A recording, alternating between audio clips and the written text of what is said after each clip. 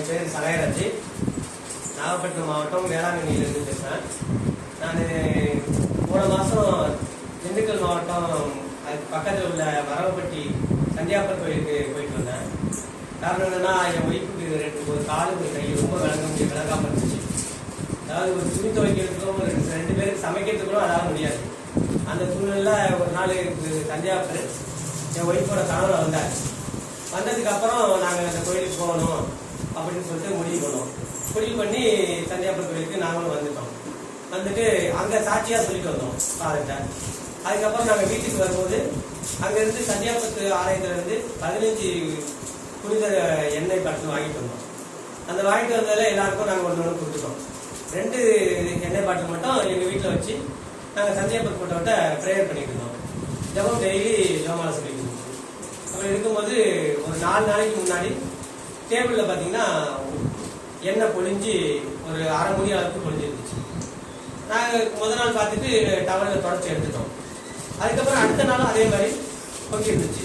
அப்போ தான் நாங்கள் என்ன பண்ணோம்னா, எங்களுக்கு ஒருத்தர் அண்ணன் ரொம்ப நெருங்கியவர், அவங்கள கூப்பிட்டு பெரியவர் அவங்கள கூப்பிட்டு அந்த எண்ணெய் பாட்டில் காமிக்கும் போது அண்ணன் வந்து பார்த்தாங்க. அவங்க வந்து பார்க்கும்போதும் அந்த எண்ணெய் பாட்டில் பொழிஞ்சு தான் இருந்துச்சு. ஆனால் 3/4 பாட்டு அளவுக்கு இருந்துச்சு. அது பார்த்துட்டு அண்ணன் நேராகவே அவங்களே சொல்லிட்டு போனாங்க எப்படி இருக்கணும்னு. சந்தியாவுக்கு நன்றி. எனக்கு நண்பர் சகாயம்.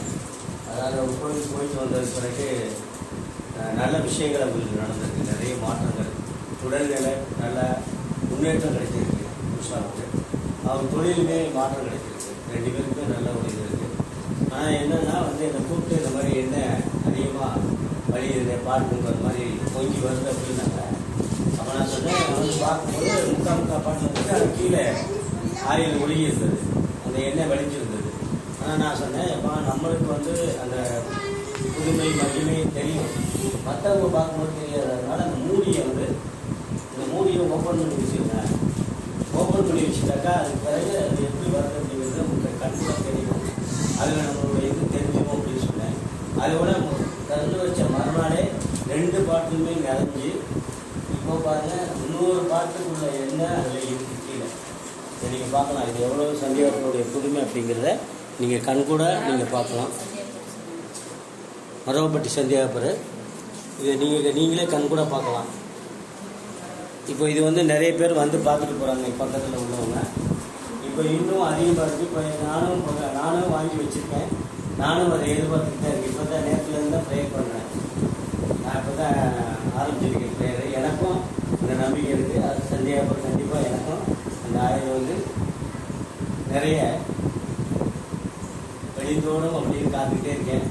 சந்தியாப்பர் புதுமை கிடைக்கும். சந்தியாப்பர் நமக்காக எல்லாத்தையும் வேண்டி பெற்று தருவார்கள். இந்த கடவுளுக்கு நன்றி. இயேசுக்கு புகழ் மதிய வாழ்வு.